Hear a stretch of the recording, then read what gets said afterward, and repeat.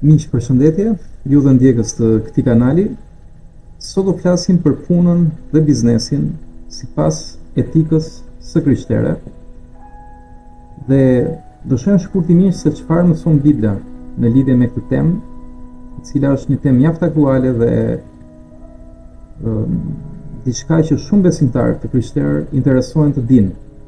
Nëse ata janë duke bërë gjën e duhur, janë të drejtë para Perëndis me punën e tyre, me biznesin, a është mirë të dëshirosh të kesh një biznes ose të kesh më shumë të ardhura e kështu me radhë.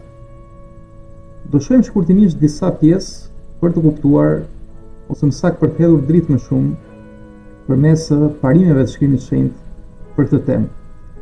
Dhe së pari, nëse nisemi direkt nga libri i parë i Biblës, pra nga Zana Filla, mund të shohim punën jo thjesht si diçka që duhet bërë, ose si diçka që përbën në një farë mallkimi, le të themi, sikurse shumë besimtarë e shohin. Pra mos harrojmë pas rënës së mëkat të njeriu të parë, vetë Perëndia e mallkoi punën dhe tha që me mund ti do i nxjerrësh të ardhurat e tua, pra ushqimin tënd, dhe shumë po ndodh deri më sot. Pra puna është e mundimshme, të e kuptojmë. Po për një të krishterë, sipas Biblës, puna vlen të shikohet si shërbes. Pra shërbim ndaj të tjerëve, por edhe thirrje nga Perëndia.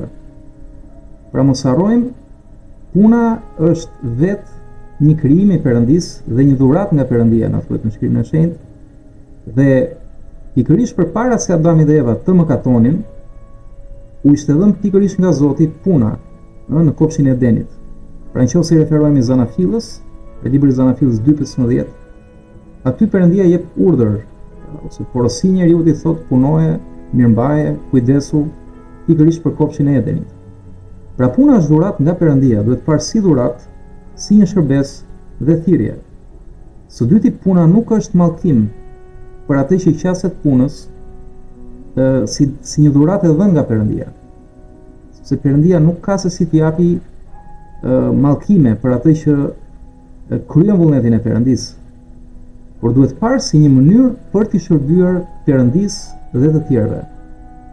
Pra thamë, është dhuratë, është një thirrje për ta bërë, dhe duhet parë si shërbim ndaj Perëndis, atij që ta ka dhënë, atij që ka krijuar punën, dhe të tjerëve që të rrethojnë. Dhe nëse e shohim në këtë mënyrë, çdo besimtar i krishterë, po edhe ata që nuk besojnë, por që duan të fitojnë urtësinë nga shkrimet e shenjta të Biblës, vetë Perëndia përmes fjalës së tij, të thënë nga profetët, nga vetë ai dhe apostujt, na shtyn që të punojmë me gjithë zemër. Pra ky është ndoshta një kusht që përbën, le të themi, punën nëse dëshirojmë që puna të bekohet. Pra kur bëjmë diçka, le ta bëjmë me gjithë zemër. Dhe tek letra e Kolosianëve 3:23 na thuhet që çfarëdo që të bëni, bëheni me gjithë zemrën tuaj, si për Zotin, bëhej si për Zotin, dhe jo për njerëzit. Dhe më pas vazhdon duke thënë sepse nga Zoti do të merrni dhe shpërblimin e punës tuaj.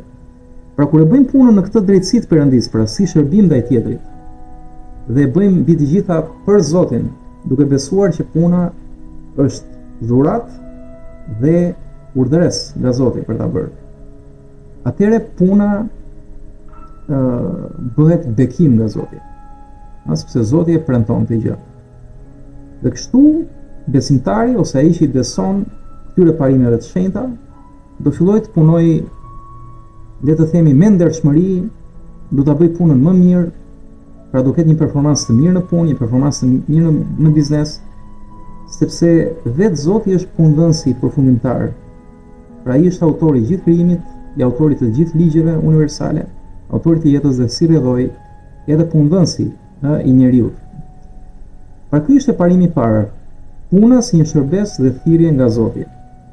Parimi i dytë pasaj që mund të marrim nga Bibla është që pikërisht mbi qëllimin e parave dhe pasurisë, çka është dhe një pikë mjaft delikate, sidomos për besimtarët, pasi jo qartazi dallohet kufiri, kur paratë dhe pasurit janë mëkat, që të ndanë nga Zoti, dhe kur ato janë bekim që të lidh me Zotin, pasuria dhe paratë. Çfarë mund të mësojë nga Bibla? Pikë parë është që paraja në vetvete nuk është diçka negative, pra nuk është e keqe, është thjesht një mjet, një instrument. Si shumë instrumente dhe mjetet të tjera që Zoti ka vendosur, ka caktuar, ka krijuar dhe ka lejuar. Mos harrojmë që talentet dhe dhuntit që ka çdo njeri janë dhënë nga Perëndia, prandaj njerëzit janë unik edhe të papërsëritshëm. Por negative dhe diçka e keqe dhe mjaft e dëmshme për njeriu është dashuria për para.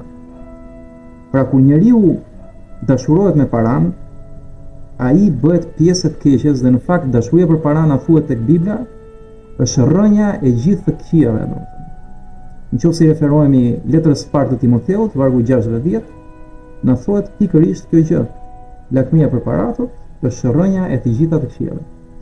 Dhe shumë prej tyre i referohet besimtarëve pasaj apostulli, duke lakmuar fort paran, thotë, pranë nga besimi, pra u shputën nga besimi dhe futën veten në vuajtje edhe në dhimbje të tmerrshme për kësaj gjëje. Pra, këshilla këtu për ne besimtarët e krishterët që patjetër duhet shmangur lakmia për paran. Dhe si mund ta shmangim lakmin për paran? Duke jetuar shpirtërisht. Çdo thotë jeto shpirtërisht. Do thotë jesh mirënjohës.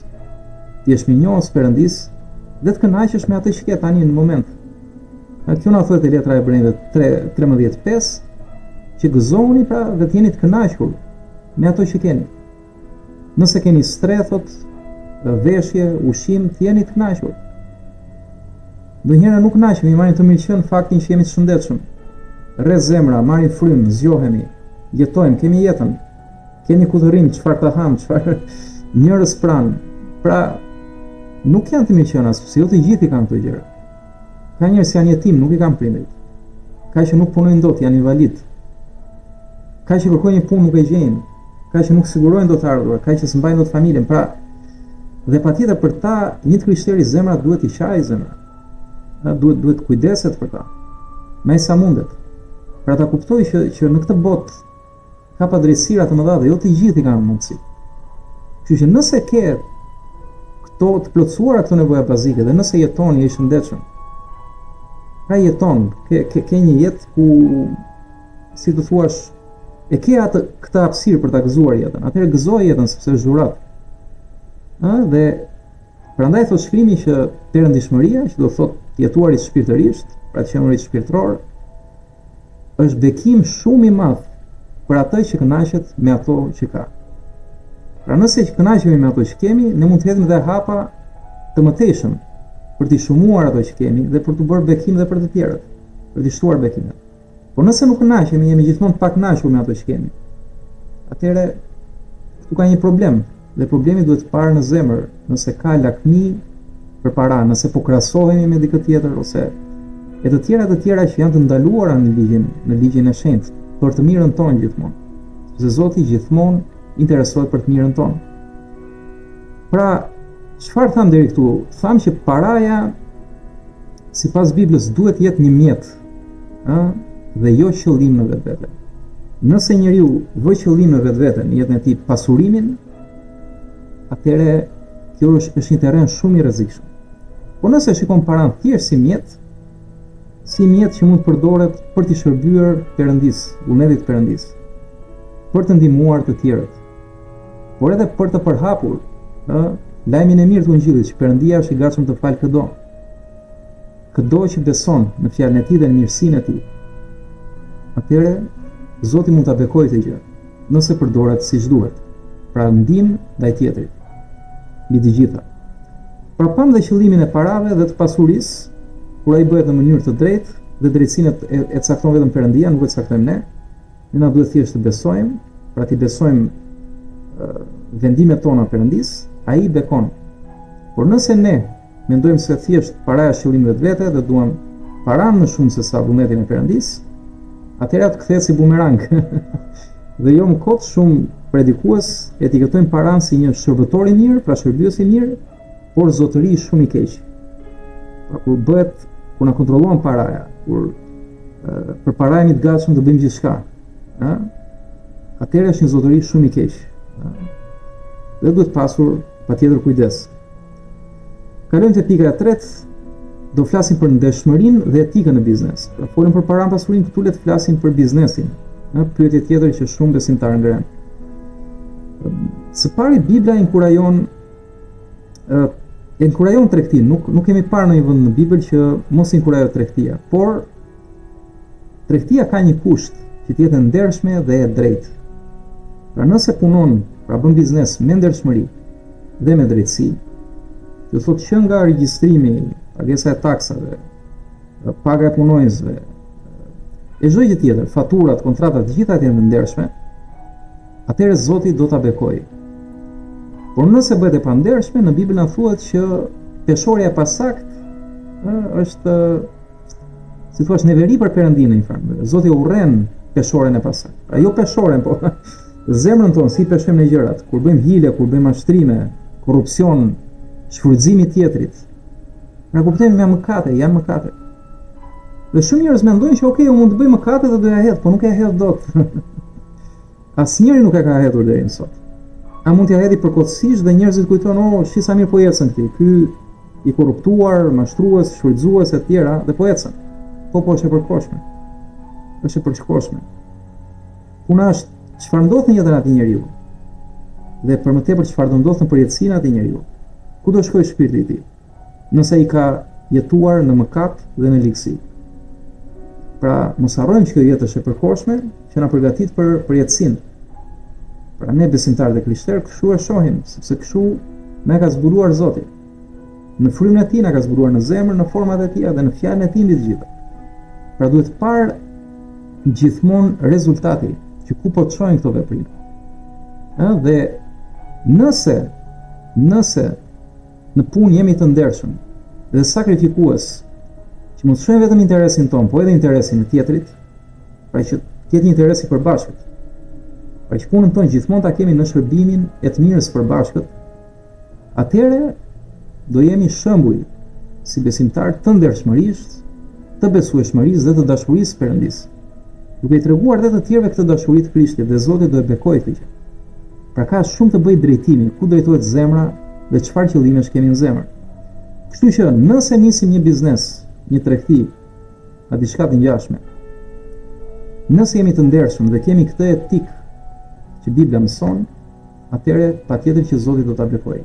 Mund të ketë momente sfidash, por gjithmonë përfundimi do jetë në dorën e Zotit, dhe Zoti gjithmonë do japim atë që ne meritojmë sipas zemrës. Së katërti, një pikë tjetër që diskutohet gjërë në krishterimi është, dakord, nëse kemi pasuri, si ta menaxhojmë të pasuri, pra si ta administrojmë. Dhe administrimi ndoshta është fjala më e mirë dhe për një besimtar të krishterë kuptohet që ne jemi thirrur të jemi administrator të kësaj pasurie si pasuri e Perëndis, jo pasuria jote. Pra kur ne i themi Zot Perëndis, pse i themi Zot? Zot do thotë zotëri, do thonë që ai zotëron që të gjitha. Zotëron universin, galaktikat, gjithë planetin, gjithçka që ka krijuar. Si do thotë zotëron dhe parat. Pra parat nuk janë tonat. Dhe siç thot profeti Job, asgjë nuk kemi sjell me vete dhe asgjë nuk do marrim nga kjo botë kur t'ikim. Pra të gjitha janë të Zotit, ngelen këtu. Puna është ato që ka lejuar Zoti të kesh ti, si po i administron. Kështu që nëse jemi të bindur, dhe këtu ndahet besimtari dhe besimtari, që nëse besojnë që janë Zotit apo janë tjetë. Por Bibla thot mos mendo se ti kanë dhënë duart e tua, aftësitë e tua këto gjë, sepse si aftësi, si të gjitha të ka dhënë Zoti për të bërë këto punë. Kështu që nëse besojmë që çdo gjë që kemi i përket Zotit, atëherë do jemi jo vetëm më të përgjegjshëm, po edhe të saktë në menaxhimin e mirë të pasurisë. Së pari. Dhe kush mund të jetë një tipar i menaxhimit të mirë të pasurisë? Bibla na mëson që të jemi bujar dhe të përgjegjshëm. Pra bujar do të thotë dhënës, prapë të shohim gjithmonë dhe nevojën e tjetrit, nevojën e komunitetit, por edhe të përgjegjshëm, pra si i përgjigjemi nevojave të ndryshme kur kemi pasurinë, çfarë vendimesh marrim. Dhe Bibla gjithmonë nxit dhënien, pra të jemi dhënës. Prandaj besimtarët japin në kish, kontribuojnë në kish, ndihmojnë të varfrit, japin ofertat, japin atë quhet si e dhjeta, që që jo detyrimisht mund të jetë një dhjeta, sepse kuptohet që sot nuk jetojmë në kohët e dhjetës së vjetër, ku kombi perëndis, pra në Izraelin e sotëm, ishte një shtet teokratik, pra Zoti vetë qeveriste nëpërmjet të caktuarve të tij në atë popull, dhe ata japin të dhjetën për prifterinë e asaj kohe. Sot ne jemi të vetëdijshëm që paguajmë taksa si për arsimin, si për pastrimin, si për qeverinë, për naftën, për gazin, për ndriçimin, për gjitha gjërat. Dhe ato taksa mund të shkojnë më shumë se 50%. Pra ne japim gjysmë e pasurisë mund vërën taksa. Por aman kjo nuk na pengon që të japim dhe për kishën. Për kishën, për misionin e saj, për kujdesin e saj. Dhe vetë apostujt thonë, nëse ju merrni bekime shpirtërore, pse mos i jepni bekime financiare? Por këtë mund ta bëjmë vetëm kur besojmë që të gjitha janë të Zotit. Të gjitha të Zotit. Dhe për më tepër dhe dhënia në kish, ose dhënia për të ndihmuar nevojtarët, në fundit është një sprovë ku ne testojmë si thua zemrën tonë. Që a jemi njerëz të perëndishëm, a jemi njerëz të shpirtëror, apo na dhimbset më shumë paraja se sa ndihma ndaj tjetrit. Pra ky ishte menaxhimi i pasurisë si një zotëri i mirë, le të themi, i përgjegjshëm dhe bujar. Pika e 5 është një përforcim atyre që tham, pra kujdes ndaj rreziqeve të pasurisë.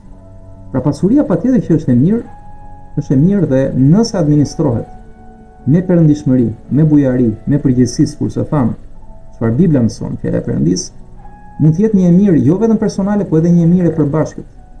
Dhe më kot Zoti Jezu Krisht thotë që ka më gëzim të japësh se sa të marrësh. Edhe kjo mund të jetë një bekim shumë i madh, kur pasuria jon bëhet burim i të mirave materiale edhe për të tjerët. Shumë biznesmen të famshëm të krishterë, dhe po e them këtë për të sqaruar më tepër çfarë po kërkoj këtu të shpjegoj. Për shembull mund të marrim pronarin ose themeluesin e kompanisë Colgate, pra një krishter i traditës protestante, ose pronari i kompanisë IKEA mobilet e famshme. Ata kështu e rritën këtë biznes, me idenë që këtu janë të Zotit dhe unë do të bëj më të mirën. Dhe po të shikojmë jetën e tyre, çfarë bën ata, jo vetëm që punësuan shumë njerëz, bënin edhe shumë bamirësi, por ata jetonin edhe shumë thjesht në jetën e tyre, sepse ishin të kënaqur me pak. Pra nuk i bënte para e tundur, por shikonin paranë si diçka që mund t'i vinte në ndihmë të tjerëve. Dhe po të marrin shumë familje të punësuara në këto rrjete kaq shumë të përhapura ndërkombëtare, bamirësinë e tyre. Dhe kur shem mënyrën si ata jetonin thjesht një shtëpi, një makinë thjesht, e të tjerë po shumë të lumtur. Atëherë kjo të bën të kuptosh që ata e shikonin pasurinë dhe përdorin si bekim, si diçka të dhënë nga Perëndia. Por nëse nuk shikohet në këtë mënyrë paraja, pra si një e mirë e përbashkët edhe nga Zoti dhe jo e fituar nga vetë ti, atëherë pasuria, sidomos për një besimtar, mund të jetë një pengesë e madhe shpirtërore dhe kthehet në një rrezik shpirtëror. Jo më kot vetë Jezusi paralajmëroi se është më vështirë për një të pasur që të hyjë në mbretërinë e Perëndisë se sa për një deve, kem parasysh se është deveja, që të hyjë në vrimën e ngjilpërës. Pra është më e lehtë ai për deven, thotë Zoti, të hyjë te vrima e ngjilpërës se sa për një pasanik për të hyrë në mbretërinë e Perëndisë, pra në parajs. Sepse ai nuk po bën drejtsinë e Perëndisë. Ai nuk e njeh Zotin për atë që është. Nuk e beson që Perëndia ka lejuar që ai të pasurohet, edhe të sprovohet në perëndishmërinë e tij, në zemrën e tij. Por është fokusuar vetëm te vetja dhe mban pasurinë vetëm për veten. Ndërkohë që Zoti thotë që pasuria e njeriu nuk qëndron tek ato çfarë ai ka, por qëndron tek ai çfarë ai është. Dhe çfarë është njeriu në fundit është zemra e tij, çfarë mendon ai në zemrën e tij, shpirti i njeriu. Pra çfarë shpirti ka. Dhe o më kodve Zoti thot kërkoni mbi të gjitha mbretërinë e Perëndisë dhe drejtsinë e tij. Dhe kur mendon këtë, Perëndia vë një balancë në jetën tënde, vë një sistem vlerash siç ai e ka krijuar të botë, dhe jo siç dëshirojmë ne ta bëjmë jetën tonë. Pra, nëse kërkojmë mbretërinë e Perëndisë dhe drejtsinë e tij, ne kërkojmë vullnetin e Zotit në çdo gjë që ne bëjmë. Kështu që nëse kërkojmë të gjë, Zoti do kujdeset që edhe me pasurinë tonë ne të marrim vendimet e duhura dhe ta shpërndajmë në mënyrën e duhur që jep lavdi Perëndis.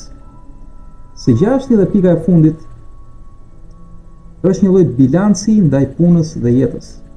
Pra Zoti realisht na ka urdhëruar që të punojmë, Zoti na ka urdhëruar që të shfrytëzojmë talentet tona.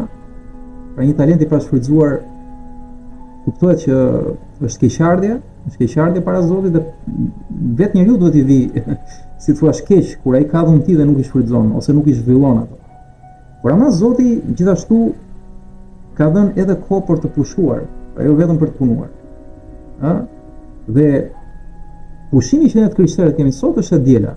Pra dita e Zotit kur ne adhurojmë, pra dita kur mblidhemi në kishë dhe adhurojmë Zotin, ndose ka kisha tjera që adhurojnë shtunën ose në ditë të tjera, qoftë për çështje teknike, qoftë për çështje doktrinale, por kjo nuk ka rëndësi.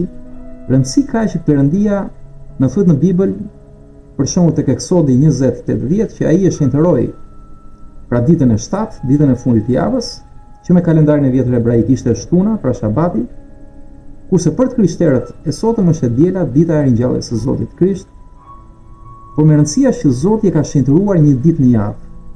Një ditë në javë është ditë pushimi. Dhe në këtë ditë besimtari është i thirrur që të ketë një kohë për pushim, për familjen e tij, por në veçanërisht edhe për adhurim ndaj Zotit. Kështu që nëse ka të krishterë që punojnë 7 ditë në javë dhe janë gjithkohës fokusuar te puna, kujdes sepse vetë Zoti nuk dëshiron që vetëm të punojmë, por mbi të gjitha edhe të qetësohemi dhe të kemi një kohë reflektimi, një kohë pushimi, një kohë ku i dedikohemi familjes dhe mbi të gjitha ku adhurojmë Zotin, ku mblidhemi bashkë dhe adhurojmë Perëndin. Nëse bëjmë të kundërtën, atëherë kemi bërë punën tonë Zot, kemi bërë statusin tonë social Zot. Zot me zot vogël po flasim dhe nuk duhet të jetë kështu. Dhe jo më kot gjithë sistemi sot botror. Pra ka të paktën një ditë në javë ku është pushim. Ka shtete kanë 2 ditë në javë zyrtare. Dhe kjo vjen pikërisht nga Bibla, nga shkrimet e shenjta, sepse Perëndia dha ligje nëpërmjet Mojsiut, dhe këto ligje u trashëguan dhe i aplikojmë deri më sot. Pra kjo është gjithashtu një porosi nga Zoti që punën mos ta bëjmë idhull. Pra talentin ton mos ta bëjmë idhull. Pra mos të adhurojmë krijesën, po të adhurojmë krijuesin, sepse në fund të gjithë e kemi nga Perëndia, edhe talentet tona. Dhe një përfundim mbi gjitha këto që folëm, pra kryesisht për besimtarët e krishterë, janë të thirrur ta trajtojnë punën dhe biznesin si një mundësi për të shërbyer Zotin dhe për të treguar dashurinë e tij në botë ndaj të tjerëve.